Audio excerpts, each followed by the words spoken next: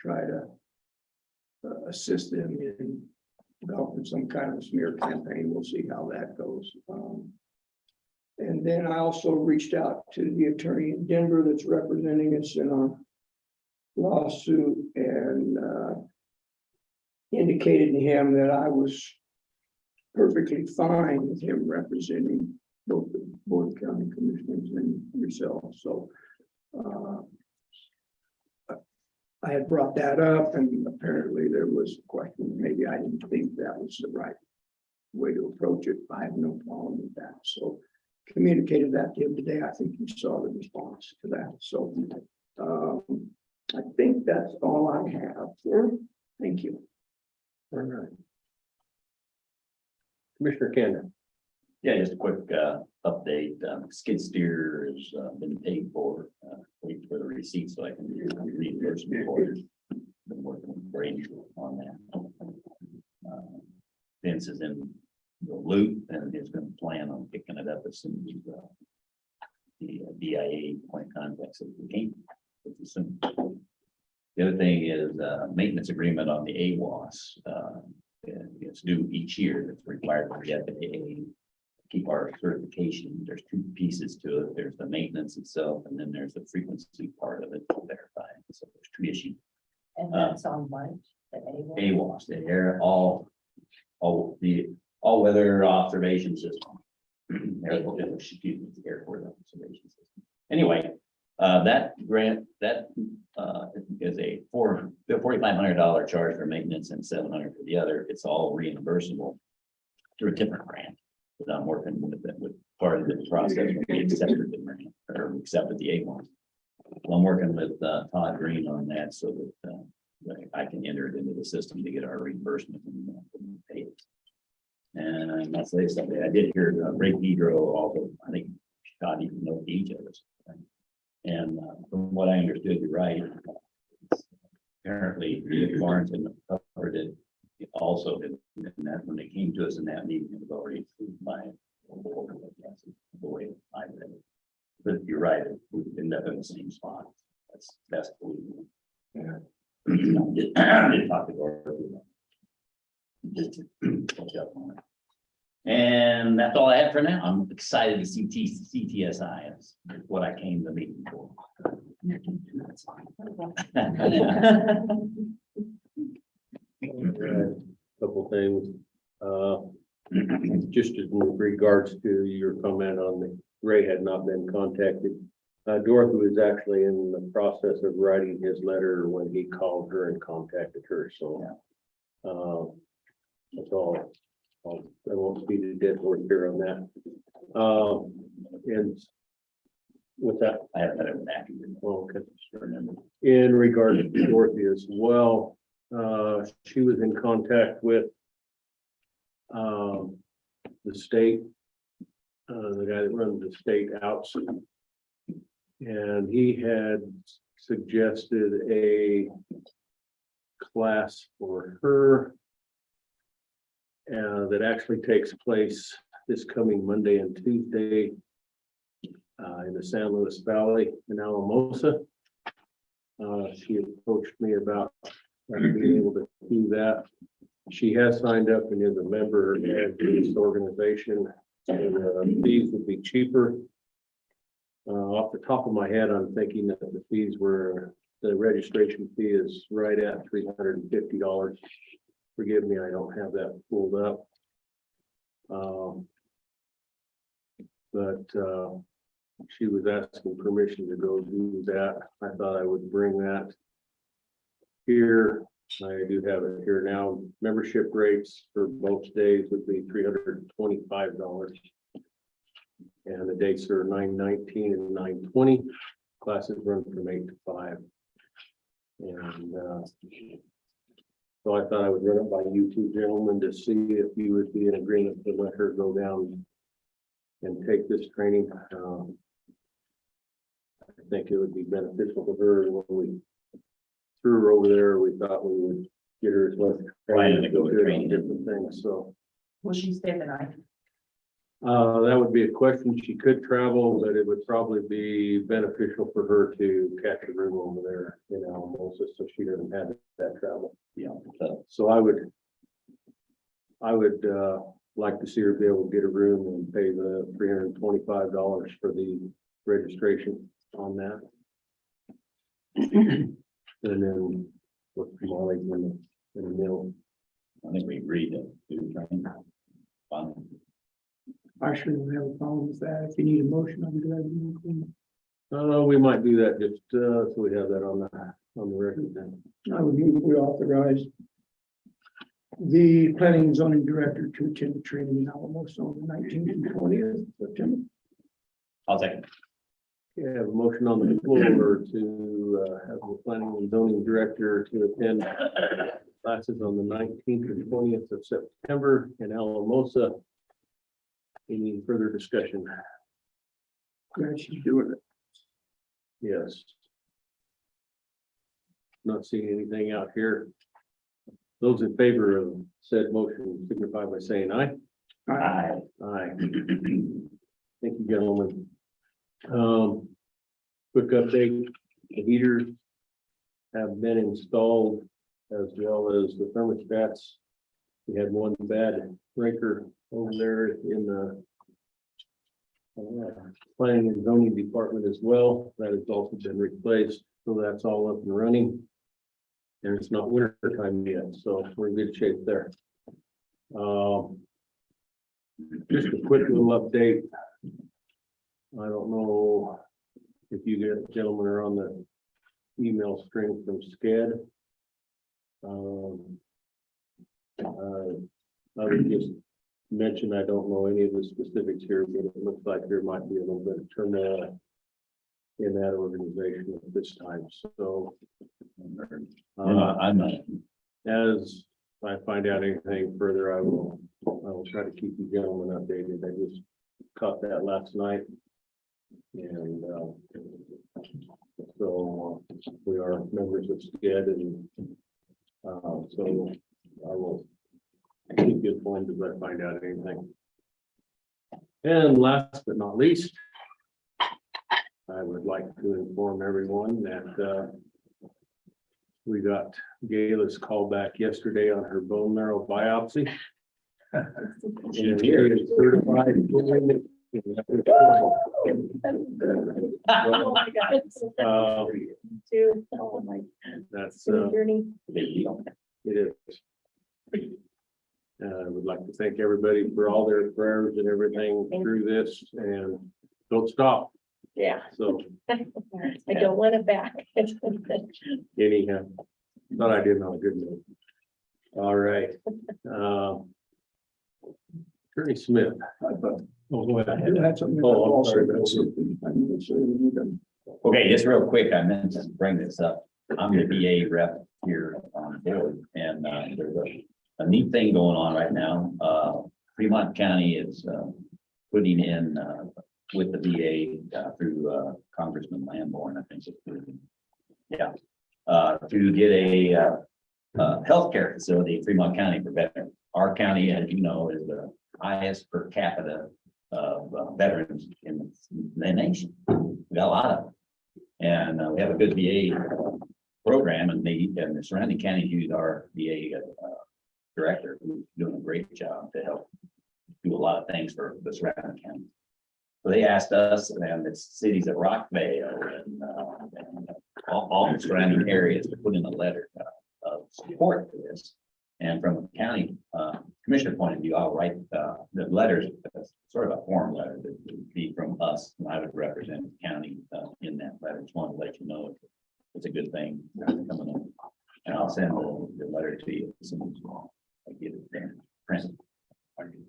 And that includes towns of West Cliff, Silver Cliff, all the small towns within Fremont County, and some of what was surrounding the county as well.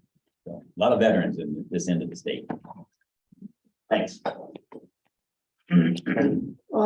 I failed to mention a couple things. One, was in the office on Tuesday on my day. And then I did not attend the planning commission meeting. Wondered if either one of you gentlemen attended that on Monday. I figured No. the attorney I'm said, sure. okay. Okay, and I neglected one thing as well. Are you done? I am. Thank Okay. you. I think we all received a letter from, Buck Wenzel in regards to, who is looking for a letter of support again as they're pursuing grants, and, they would like to have that in place shortly. And so I was going to bring that up. I believe I would be in favor of supporting this. Most of this that they're going for is, addressing things at their park. Yeah, as a matter of fact, I was at that, was fun days, they call it for Silver, but what it was to get support for updating their playground, the baseball field, the park, even the area where the presentation is for the VA or for presentations in the park there. Very good thing. I was there with the Booster Club and we brought a handy cotton machine and Jordan learned how to use it and made it happen. So, but it's really a worthwhile thing. He's got, but it's to the tune, all the equipment that they need. Shoot, it cost them a bunch of money anymore. They need new fence for the baseball field. They need a lot of work. It's around $500,000 is what they're gonna need to pay for grants. So he's asking for support letters from the community to support updating that park. It benefits the county, the schools, veterans, you name it. That's a very big deal, big, good part. So I Any comments? I dropped my letter off this morning. Okay. I think individually we can send them, would we Yes. like to have one from the board itself? No, I don't think it's necessary. Okay, representing your commission. All right, that sounds good then. I just wanted to make sure I did not neglect bringing that up. Okay, Clint, I guess we are back to you now. Fine. I continue to work closely with Dorothy and a lot of these matters that I'm communicating with an attorney in Pueblo about one that we're, hopefully we can go out and do a very intensive site visit, walk the property, look inside all the structures, because a lot of things are questionable about what's going on there. I attended the planning commission meeting on Monday. I like to think I was useful, gave them some input on a few things. They had two issues. One was a request to divide a 2-acre parcel into two separate pieces, and then there was an STR application as well. And they'll be sending their recommendations on both of those to you for a final decision. You mentioned the lawsuit that's pending. I've kind of done an informal liaison with the attorney who's representing the defendants in that case. And he's asked for some information. Lisa was extremely helpful getting me some records for things, and I shared that with Mr. McClatchy. And so I'm monitoring that, and I think he gave you an update so you know where things stand right now.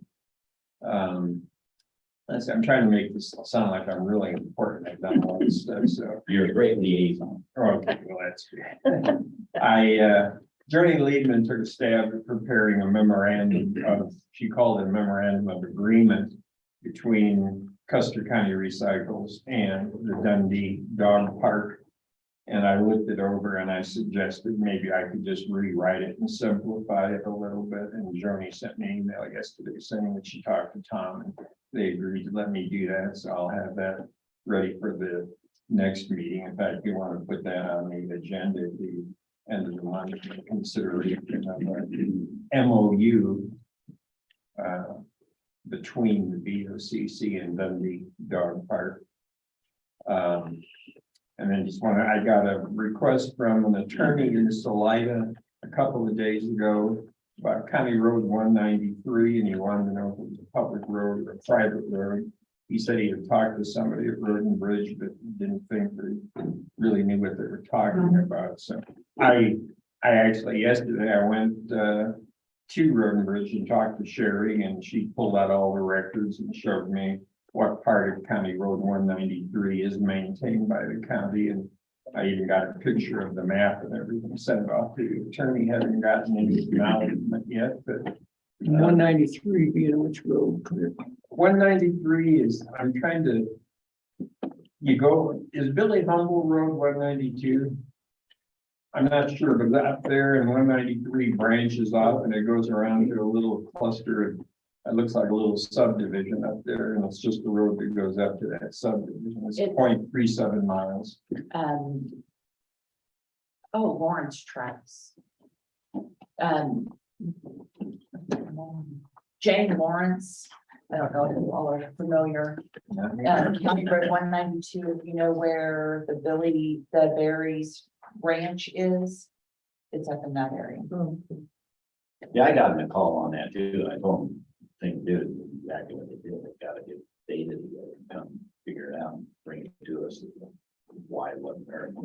Well, and Yeah, it was the was, road and bridge fence. I don't know what the attorney needed the information for, but it was very easy to get from Sherry, and she pulled out the map and everything. And like I said, I took a picture of it and sent it to the attorney and told him it's 0.37 miles. That's what, what is it, HUFT? HEF. Okay, I know all those letters, that's in the right order, but that's what the county gets reimbursed for, is a secondary road. And also I got a call from the county attorney in El Paso County. They have a CORA request for autopsy records, you know, because all our coroner sends, you know, has autopsies done up there, and they got a request. And I talked to Vernon about it and communicated with this attorney up there, and she will release which is only the autopsy report, not the pictures or anything else. So got that taken care of, and see if I can find anything else that makes me look important here. And I guess that's about all. Were they after a specific autopsy or? Yeah, it was that accident, that rollover where the gentleman was killed when that truck rolled over on him. There'll be a pending lawsuit. I'm sure there's a huge pending lawsuit for that one. That's all I have. Jennifer. All right, I actually, Been with a lot of pages in notes. question, in the last meeting, you all approved Justin to be a permanent person on the planning commission. I found some letters in my files of other appointments. Do I need to write a letter from you all stating that he has been formally approved? You Bill, sat in at this last meeting, so I guess he knows. Yeah. I didn't know if there needed to be a paper trail, so just asking. So, I Jen, think, what do you all I think? was gonna say, I think we should. I was No reason looking why in the not. zoning resolution to see. I thought that the commissioners were charged with notifying those folks of their appointment and of the length of their term. Okay, I'll make sure and get that done this week and get it over to We you. do it for all boards. Okay, I just, Once a year. well, I wasn't sure because I'm new in this position. Board of Health, we have it scheduled for the 29th at 1:30. One or 1:30. I have it. I You think said it's one, one. and then you said 1:30. I think it's 1 o'clock. 1 o'clock. Okay, Justice Center, just putting that on your, since the last Justice Center was canceled, there are some options. The 21st, Wednesday at 1:30, I think that, Tom is the only one that has a conflict that I know of. Or Friday, the 23rd at 9 a.m. Or on the 29th at 1:30, which is the same time as the Board of Health. Just wanted you all to be thinking about that. Because I haven't seen responses come over yet, but it was sent out yesterday. The courthouse is closed on the 23rd.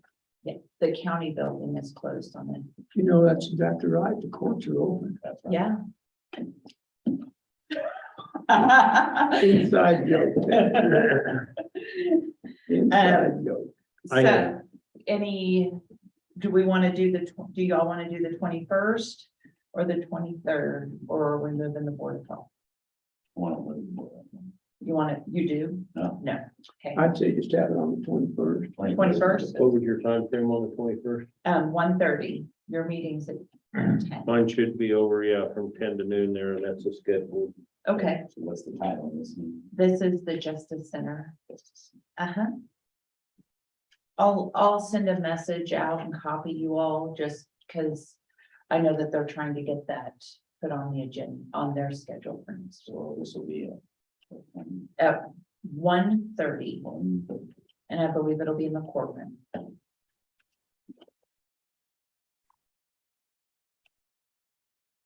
The other thing that I've been working on, at Kevin's request, was to get a quote for rekeying. I did, since we do have a county building, I did double check to see if we could use CTF funds for that, and we cannot. If the county building were a recreation building, we could. You know, if we want to put a playground inside, we might be able to pull off rekeying. Anyway, right now, I have received one quote. I'm gonna get a couple of more, just so then that way you can make a better informed. And I'm showing 3208.96, so $3,208.96 is my quote. That is to rekey all of the doors on the inside, as well as doing punch key for the outside. So there are ways to break it down. Rekeying mean change all the locks, or does it mean? Just rechanging the keys. There are several locks within the building that people have no clue where a key is, but they do lock. So there would be some of those that we would need to probably change into either, because it is not a, oh gosh, quick set or slog key. There are just a couple one-offs, so he would actually change the barrel on those. So anyway, and then we would also set master keys for the inside. Just a quote, I'm gonna get some more.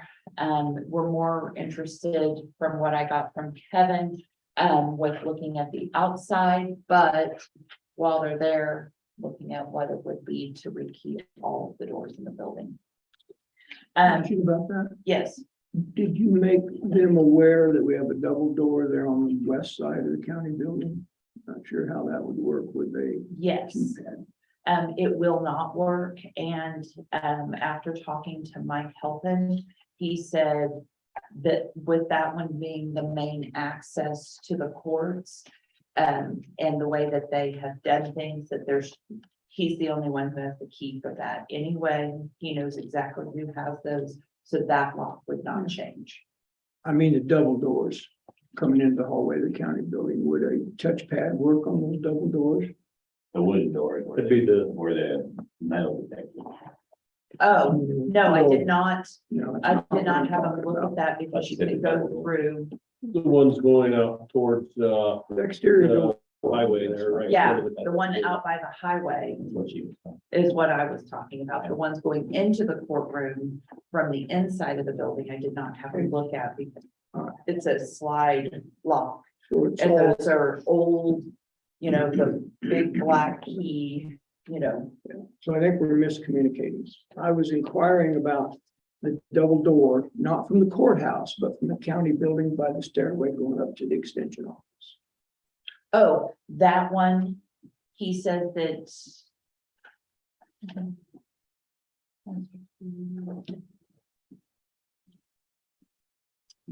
Front door, yes.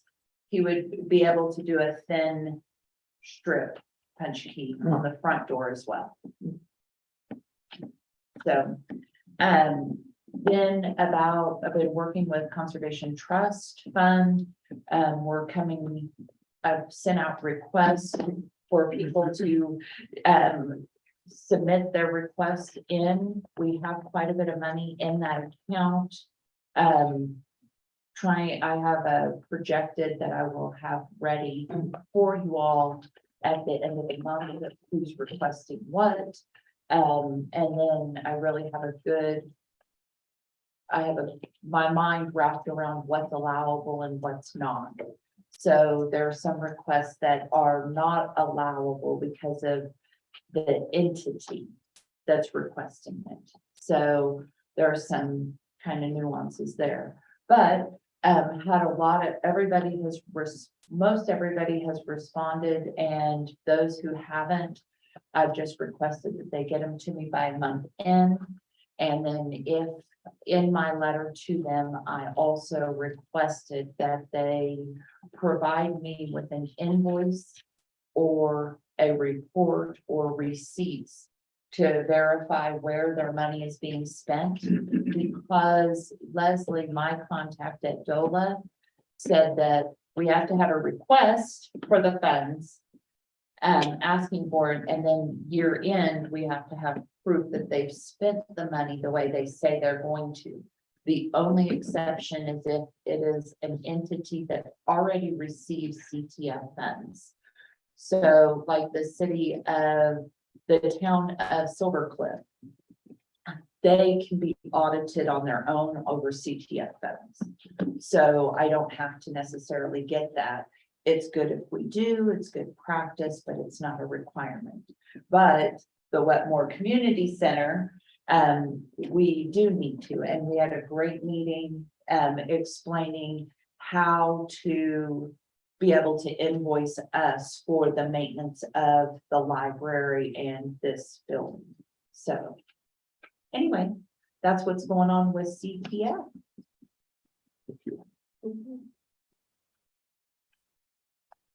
That's it. Anything else? Alrighty then. That's it. Good. Public comment at this time. If anybody has anything they'd like to bring up that's not on the agenda, please feel free. Ruth. I have not brought this before the commissioners. We've been trying to do it on our own. Flight has requested one thing from us. We are using them a lot. They've requested that we do a better total pad. And I have found a concrete company in Florence that is willing to do all of the concrete for $3,000, which I think is quite reasonable. I am trying desperately to get a grant because the amount is so small. The grant writer that's working with us is having difficulty finding us a grant. The other dilemma is price of concrete goes up the end of October. So we're kind of in a pickle here. We need to get this done before the end of October. He said he will find us a grant. He just doesn't know if he can do it before the end of October. How big's the pad? I think it's 24 by 24, and then there is a sidewalk that will run from the pad to our current driveway that goes into the barn, because sometimes we have to park the ambulance there and wheel the patient over. And our dilemma is when it's dark, there is a ditch there that we have to have because of the drainage. You're trying to carry a heavy patient literally from an ambulance to the helicopter, through that ditch, it's a mess. One of us is going to become a patient. So would it be relocated then? How do you? No, no, it's not going to be relocated. It's just, we'll have a concrete sidewalk to go Through over the the ditch. No, it will go over the ditch Okay. and have the pad right there. That is the only place we have for a pad because they have to clear all the wire and the fences, etc. And we do utilize Flight a lot because we have an ambulance that comes from Westcliff. Very, very thankful. A lot of times we actually have patients come from Westcliff to us because Flight cannot land in Westcliff, weather, whatever. And so we do utilize Flight a lot. So I don't know if there is something at this point the county can help us get this going. We would like to get it done before the price of concrete goes up, that's all. Is that pad basically off the southeast corner of the firehouse? Yes. Yeah, it's where the go-ahead patch is right now. Oh, there. Yeah, that one, yeah. The Nice existing problem. one, road and bridge put in with, roto mill.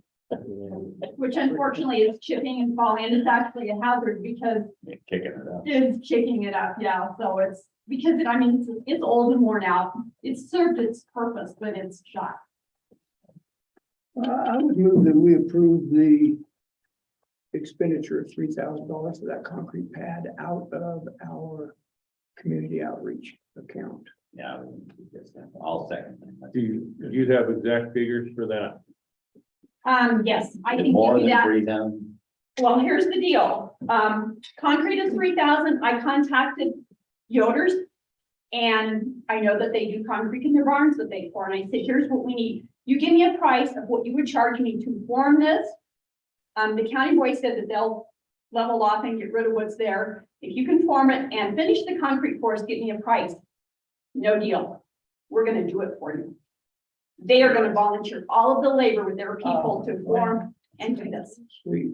So all it is, we're buying some concrete. What is the actual amount? You got the bid? Is it 3,000? I do, but I don't, I should have brought it. I don't, it's right at $3,000. Just so we approve enough, if we said $2,100. No, 3,000 will cover it. It's just a few dollars under 3,000. That's great. So the motion is to approve the Expenditure. expenditure for the helipad in the amount of $3,000. I have a motion and a second Out of, Out of, Community. out of community outreach. Any other discussion? certainly thank those guys for volunteering. their time. Absolutely. That's a lot of time and work. Yeah, form, place and finish is usually as much as the price of the concrete. Exactly. Very nice. I'm not seeing any hands online. So those in favor of approving the helipad at the firehouse signify by saying aye. Aye. Aye.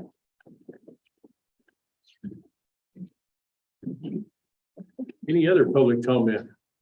That was That productive. involvement. That doesn't involve money. There you Everything involved. go. Okay. Not seeing any hands online, so. Unfinished business, I have none. none here. None. New business, we have the ratification of the Buell Foundation grant for the Custer County Kids Council. That is an annual grant contract. And I did sign that the other day. And I'm asking for ratification of that signature. That is an ongoing program. and wasn't it 20,000?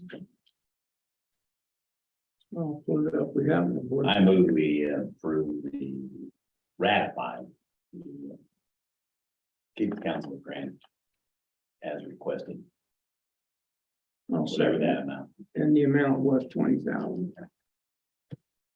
Mine came up upside down. I know mine did too. I was Sorry. trying to see the rotate. I rotated and saved it and it stayed. All right.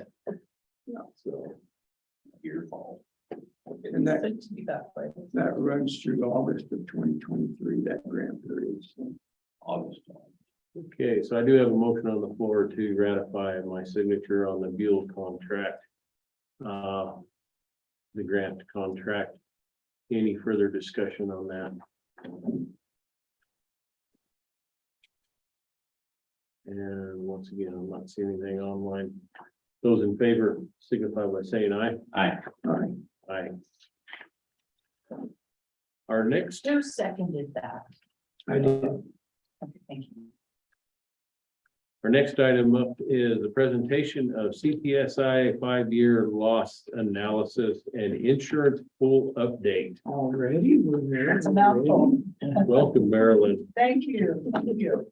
So again, Marilyn Wagner from CTSI, County Technical Services, Inc. So who are we just to start off with? So County Technical Services Incorporated is the operator of the insurance pools that Custer County belongs to for your insurance of liability as well as workers' comp. You, along with 51 other counties, belong to this insurance pool operation. And I say that because I want everyone to understand that we only insure county business, counties of Colorado. We're not an insurance company in the retail world sense. So we're going to talk some information here this morning that does compare to our other members, but the other members are only county operations. So what I'm doing here today from my seat is as a loss control rep for CTSI, which means I come out and do presentations such as this, or training, or other classes, or other risk management advice. Is the report I'm going to talk through here this morning is a report on your loss trends as a county, but also there's going to be information in here about our other members, because we are an insurance pool and we operate differently than regular insurance, in the sense of when one entity has, let's say, for example, maybe a good year, other counties may be having increased claims or losses, but we keep county funds and contributions within a close range as much as possible by your loss ratios, by the contributions that you end up submitting for insurance, so that you can help one of the other entities when maybe we have a good year but they don't, but vice versa as well.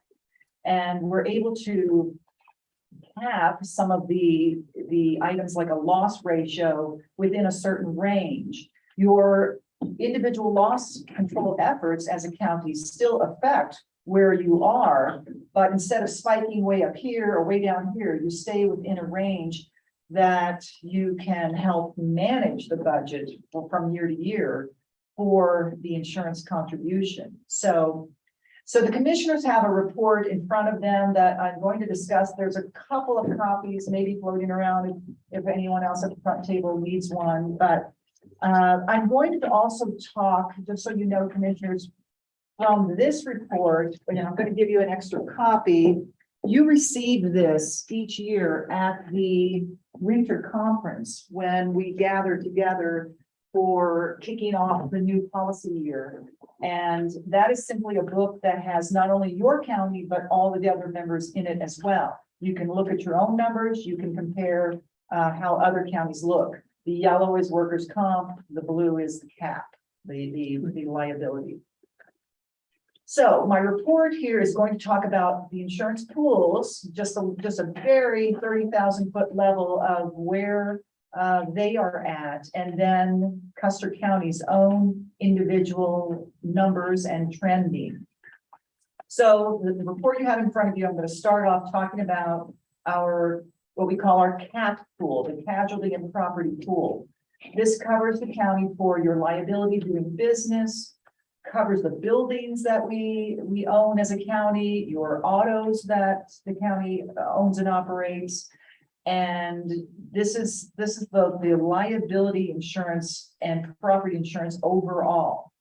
And your contribution, just again to kind of review, is based on the property that you own, the autos, the amount of revenue that the county brings in, the amount of road miles that are part of the county business. So looking at the insurance pools, so at these numbers now I'm going to be talking about is a 5-year look back. So we're looking at the end of the previous year, 2021. The CAP pool ended with an equity in the insurance pool of 15.3 million. You have to, with insurance regulations, keep a certain amount of monies back, being able to pay future claims. But the difference, one of the differences in how the pools operate is that we give back money to our members when we are above and beyond the monies that we have to keep back for those regulations. So what was distributed back to members at the end of last year was 1.9 million. And then any interest income that can be returned was also provided back to the members, and that was 700,000. That was all members. So now, what was Custer County's own numbers? So again, I'm pulling numbers out of that book that I just handed you, but when we look at the road miles and the number of autos and the buildings that we insure, we start off with a base number for your contribution. That started out at a little over $192,000. However, that is modified by, first of all, your individual county's loss factor. So, and when you look at this graph on the front, this graph is a 5-year look back. Your loss factor is based on the oldest 3 of these 5 years. So when you look at this graph, and by the way, in every year, the oldest year is going to drop off. So as you see, in a couple of years, you had some years that were just slightly higher in the loss ratio. Those are going to drop away as time goes on. And the current year that we're in and the previous year are lower years. So you've got some good future years coming up. But your loss factor currently is a 0.795. If you think of 1.0 as break even, you're getting a credit back because your loss ratio is below average. That's good. So that gives you back a credit, as well as the interest return that Custer County received was a little over 4,600. And the equity distribution, your portion of that 1.9 million, was just shy of 20,000. All of that combined gives Custer County's contribution for your liability and your property insurance of just over 132,000. All right, so that's kind of where the numbers are for the county's contribution for insurance. I'm going to flip to the second page. And so the rest of what we're now going to look at, or at least in these next couple of pages, is a 5-year look back on your county's trends for claims. And this first page it says by division, another way to say by department. And you see at the top the frequency of claims that occurred over 5 years, and then the total severity or dollars of claims that occurred over 5 years.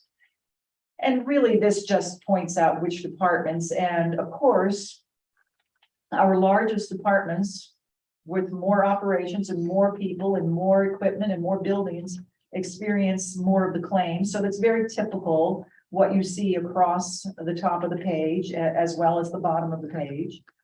But I think it tells more of a story if you keep flipping to the next graph where it says by accident.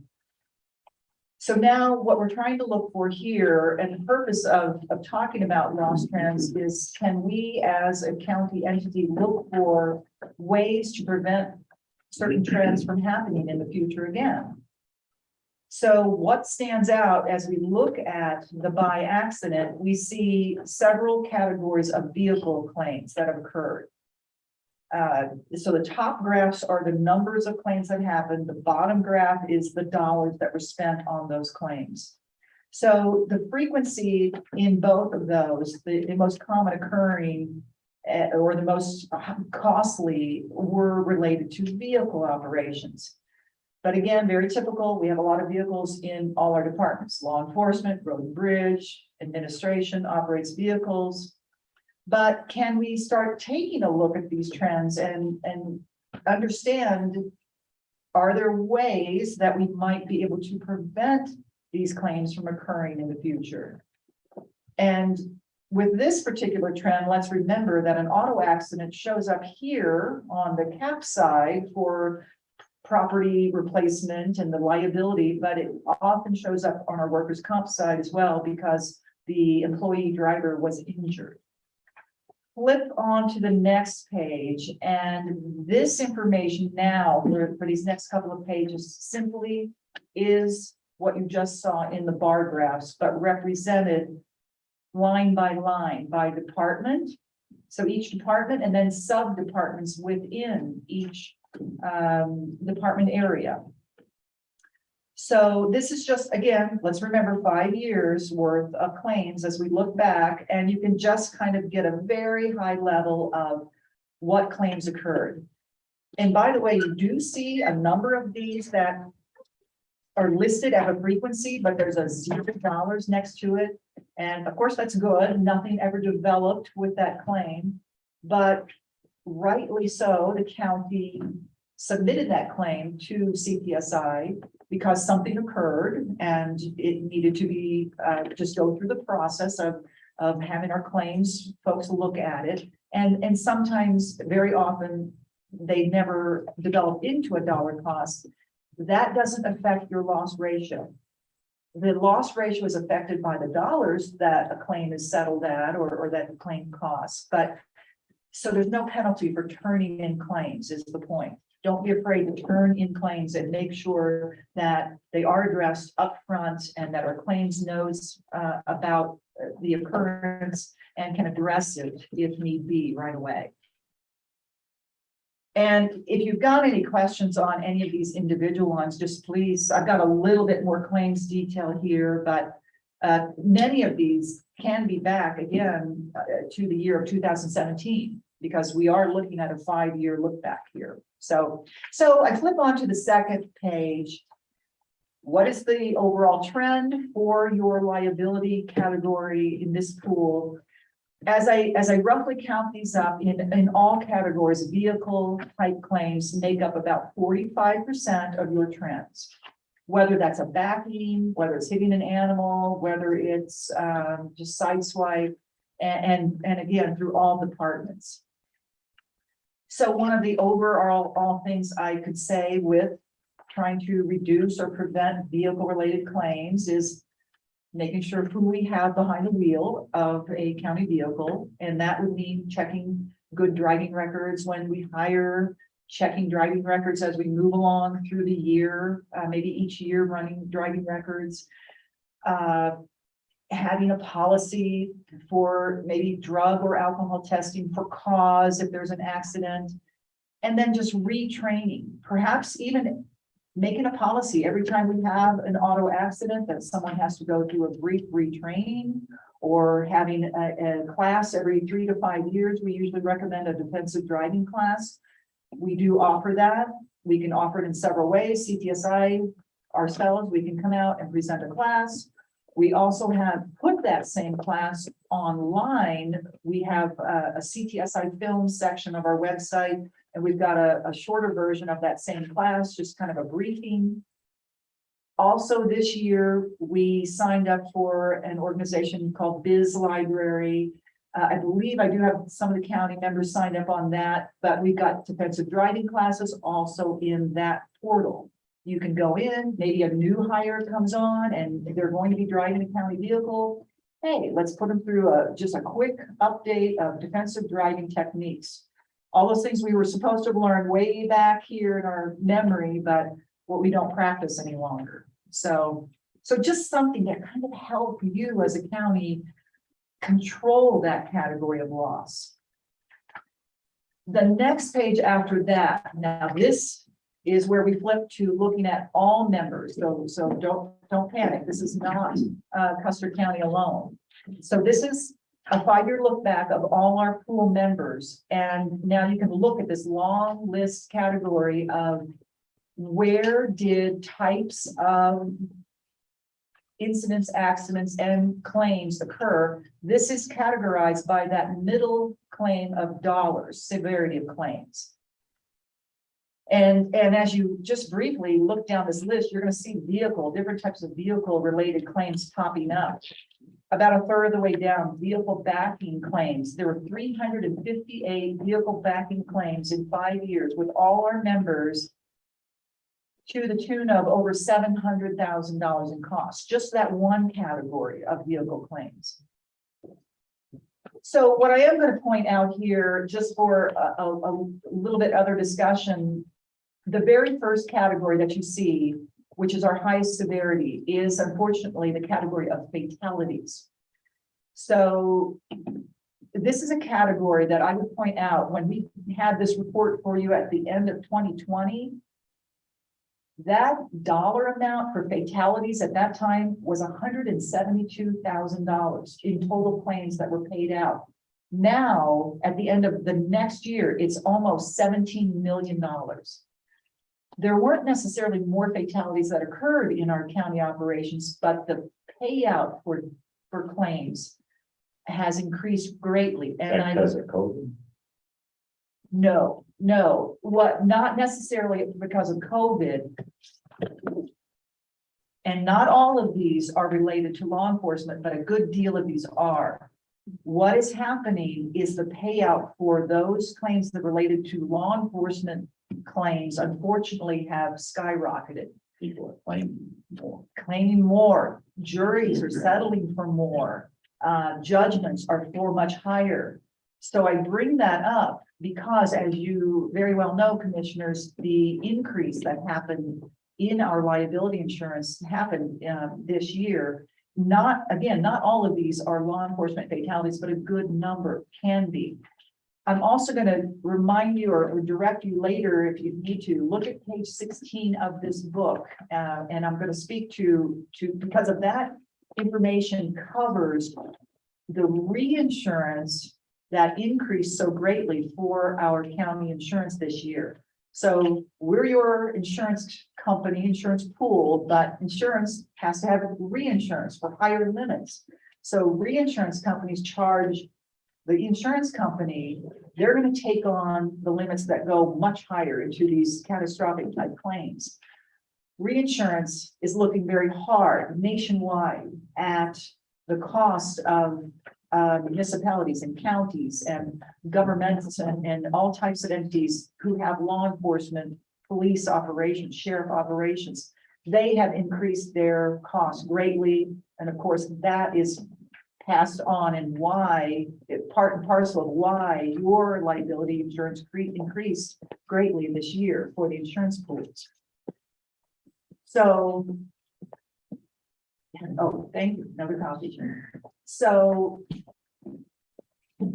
those numbers, and again, is kind of pointed out in the other report that you have there, also was required to have a $25,000 deductible now for law enforcement claims only. Now, CTSI was able to negotiate that in comparison, much better than what we've heard about some governmental entities getting a $500,000 deductible, for example, where the county would have to take on that much liability themselves. So it is a very tough situation right now, but it was fully funded this year, being able to get that insurance and reinsurance funded for this 2022 year. Obviously, it's renewals coming up again in a few weeks. You'll be seeing more numbers on that. They are negotiating with reinsurance right now,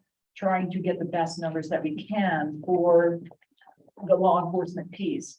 And as I believe you are aware as well, our sheriff's operations were actually broken out this year. It's seamless to the counties as far as the contribution you're paying in for the cap, but reinsurance required them to actually be a separate policy over here so that they could establish, for example, these separate deductibles for any claims that come out of their operations. So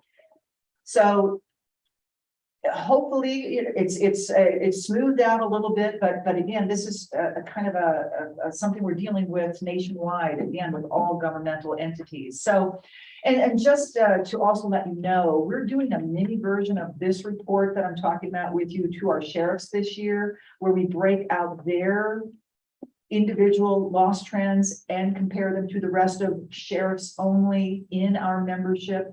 And it's just for them to be able to sit down and say, hey, if it's not happening maybe currently with us, it's happening in the pools. And since we are all homogeneous in who's in this insurance pool, we can maybe see what others are dealing with and what we might need to address in terms of training or policy enforcement or things of that nature. So In addition, to that sheriff's loss analysis, I will just kind of remind also that we do a 6-month loss analysis review, actually just sent that out. And we do one at the end of the year so that you can see what's happening in your current year as well. And take this information and again, try to see what can we do within our supervisory departments from the level of commissioners, whatever it might take, policy wise, training wise, to address some of these ongoing issues. So I know there's a lot of information just on the liability side, but I just wanted to kind of point that out and remind you that it is covered in that winter handout book, and that's something you can always review. And of course, we'll be seeing a new one coming up here in December. So I don't want to kind of take too much of your time, but I'll jump onto the workers' comp section. And again, looking at the graph page and then thinking about this insurance pool. So at the end of the previous year, this pool ended with an equity that was kept back of $22.1 million. Distributed back to the members was 1.3 million. Custer County, you started with a base of a little over 123,000 for your contribution, but that was again modified by a loss factor less than 1. So you got a credit back. Your loss factor is a 0.98. And your portion of that equity was a little over 13,000, all calculated to give you your contribution for workers' comp as a little over $107,000. I'll also remind you that this covers not only your county employees, but it covers your statutory volunteers who are coming on to work with the counties. It has to be statutory volunteers, and also your appointed board members. And at late last year, when those numbers were turned in, you had 210 persons covered by the workers' comp. So again, your loss ratios on your oldest 3 of 5 years, and your 2017 loss ratio will drop away in this next calculation. The first colored graph, we just look again at the frequency for each of our major departments, the severity. I will just point out, you see the severity on the bottom of that graph. The law enforcement had the most severity there, but that was from one claim, basically. So sometimes just one claim makes that kind of pop up. But Marilyn, if I yes, may, sir. those severity dollar figures, is that over a 5-year period? This is all 5-year period. Yes, sir. Yep. Yes. Yes. And then when that particular claim ends up being in the final year and then dropping away, then, Right. boom, it makes a difference. Same thing by accident is your next graph. And again, your types of claim trends that happen within Custer County are pretty typical, and you're going to see mirror the rest of the insurance pools. Your number one frequent type of injury to county employees was a slip and fall claim. I will point out, this is kind of where at the bottom you see severity. Again, as I mentioned earlier, a vehicle claim where someone is injured in that claim can show up here on the workers' comp, and you see that first bar graph on the severity was a result of bodily injury. But what I see, and again, I'm going to flip on to those next pages and the breakdown between each department and sub-department. You can kind of see, hey, what happened within each of our departments? What was a typical type of claim? What was the most costly claim? And I kind of pulled together categories of slips and falls, this category of body mechanics, lifting, thrown objects. These are all sort of a general category of ways of musculoskeletal type of injuries, ways that we find to hurt ourselves, just doing our job for the county. And about, as I sum up all of your trends, about 62% of your trends were from lifting, pushing, pulling, reaching, slips and falls. So what can we do about such trends? And it may depend on the department. It may depend on the jobs that those folks do, but can we look at ways that we may change a job, break down a load, not make it so heavy, use mechanical assistance, good footwear, making sure our walkways are clear when we are going outside. If you flip just to that very last page of where the county trends are, look at the top three. Slips and falls, body mechanics, and lifting. This is again 5 years, but in 5 years, there were over 1,700 of these three categories of claims in frequency, but that dollar amount for those top three was over $18 million paid out. If we as the collective pool could figure out ways to reduce those three categories of claims, we would reduce the cost for all members greatly, not to mention reducing the injury to persons. Look at a slip, trip, and fall claim. The average, if you have a slip, trip, and fall, it's about a $10,000 bill. We have had folks slip on ice, break their back, have surgery, obviously have lifelong injuries that affect their personal life as well. Not all of these slips and falls of this category were related to ice, but I will point out, as we review the first reports of injury that come in, many are. If we could figure out a way to reduce slips and falls on ice for those jobs, facilities and maintenance, or road and bridge, or law enforcement, sheriffs, who are outside often, maybe wearing ice cleats. They make ice cleats that are half foot, that are safe for still jumping in the vehicle, driving with the pedal, or walking in on a floor such as the one we see in front of us. And if you walk on this with ice cleats, you may go down. We don't want to create another problem, obviously, but there are safe ice cleats. So are there ways we could impact all of these types of claims, not only to help our people, to reduce injuries, to reduce our own costs as a county, but reduce them for the rest of the members as well? Because again, we're a sharing pool. We have a bad year, somebody else we hope is having a good year, so they can help us out as well. So, but collectively, we all have to kind of help each other in that. And other items, just as a kind of an afterthought too, or a final thought, I suppose, is when we do have an accident that occurs, wherever it happens, on the liability side or the workers' comp side, let's investigate it. And that means let's look at what happened. What was the cause of it? We have accident investigation classes online, or we've got information we can help you with on that. But instead of just saying they slipped on the floor, let's look a little further. Was there water spilled on the floor? Should there have been a rug at the entrance? Is there a policy for cleaning up after a spill? Whatever it might be that we can trace back, and that way prevent it from happening in the future again as well, which is basically the goal of why we do this little exercise of looking at our lost trends. Can we learn from it for the future and try to prevent that accident from happening again? A lot of information, I know, but I definitely appreciate maybe just taking a look at this each year from the big 5-year standpoint, but also as we send in the 6-month and the 12-month, taking a look at where we're at in the current time. And hey, are we trending in our first 6 months of slips and falls? And are we really looking into what happened in those claims? Can we prevent this from happening as we move on into the future? Any other questions I can help with? Just a quick one. Yes, sir. What's the trend on Custer County, or in general, I guess, on our contribution?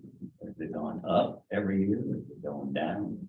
I know you showed us where it zigzagged around, but it wasn't clear what the actual amount was of that we pay.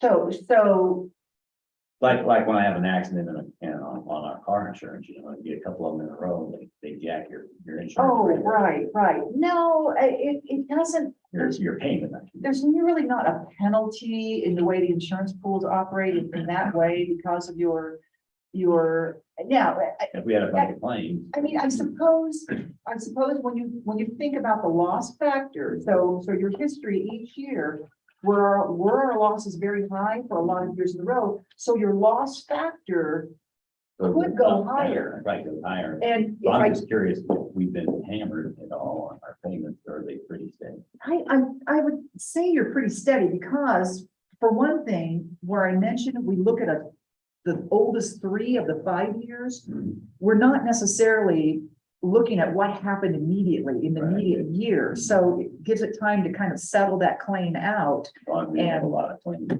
Now, and as I pointed out, however, the liability did increase this year because of just Right. that law enforcement factor, but this little box, and I'm pointing to a box of loss ratios here, this is on the tax side, this is the range of which your loss ratio can be. And what it says is it can be at a high and it can be at a low, but we're gonna keep you in this range.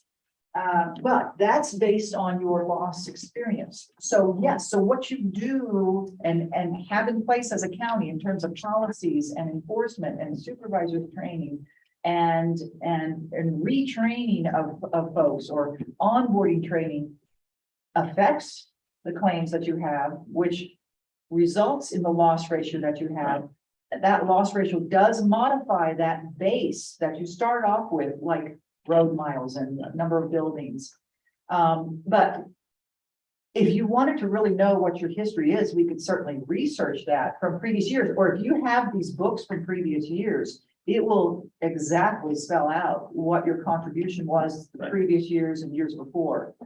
Like I said, there was somewhat of an increase in this current year that we're in from the previous year, just because of that liability reinsurance piece as Lisa well. knows how much, she's got to know how much to write the check for. Yes, Comes to it. exactly. Well, those numbers will be coming out, obviously, October's kind of the date where we start getting information back from the reinsurance company.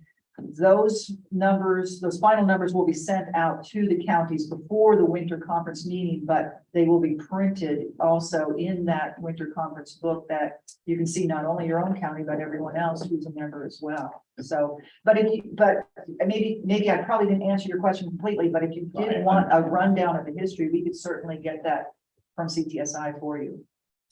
Okay, thanks. Thank you.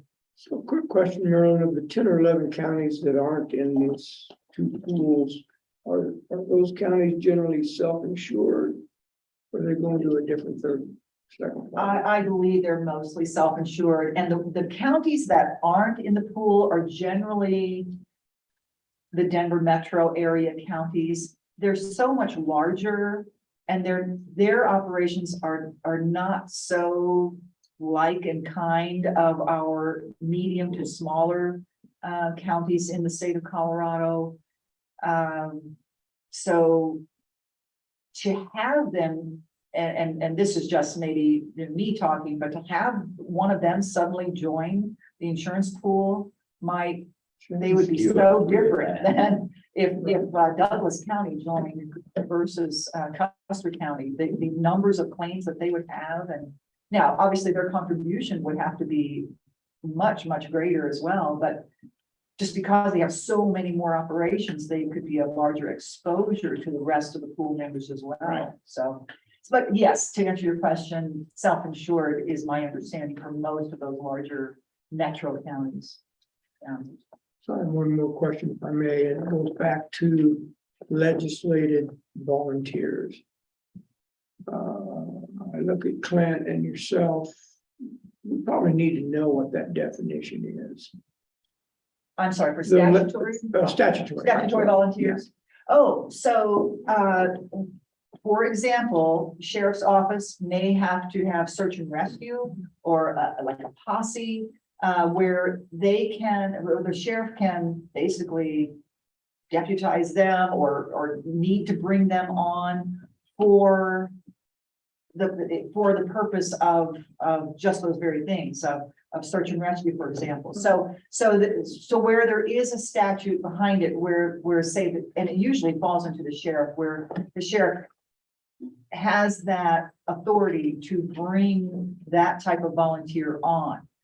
And for the purpose of county business, of operating county business, versus maybe the volunteer who works at the fair or something. It's not statutorily needed to operate county business. So if we have volunteers come do maintenance, flower bed stuff at our county building, they would be covered? They would, my understanding would probably be not, they would not be considered statutory under the statute of a law needing to carry out county business, but under the authority of say, like a sheriff. And I, obviously, yes, they're doing county business, working in landscaping, but it's not statutorily required and permitted by law that we need those types of volunteers. Okay, thank you. I mean, I can definitely get you the law on that to explain it a little bit more, and I'll. No, we're gonna be crackpot. Ah, well, there you go. Crackpot. You probably should be explaining it better than me. No, I like your explanation. You like I that? understand Okay. what you're saying, and I see the distinction. Right. And I didn't mean crack and pot as two different words. They're just crack. Because they would be needed. Yeah, that's probably a good point Say too. that again. Election workers. Oh. What about, we have volunteers at the airport and recycling. The airport is a different policy. Okay. It's on a completely different level than this. It's Recycling out at the landfill, that is almost I don't. entirely volunteer. I don't see that as being statutorily Right. Okay. necessary. Why they have to sign a waiver. yeah, Good point. yeah, they had to sign a waiver.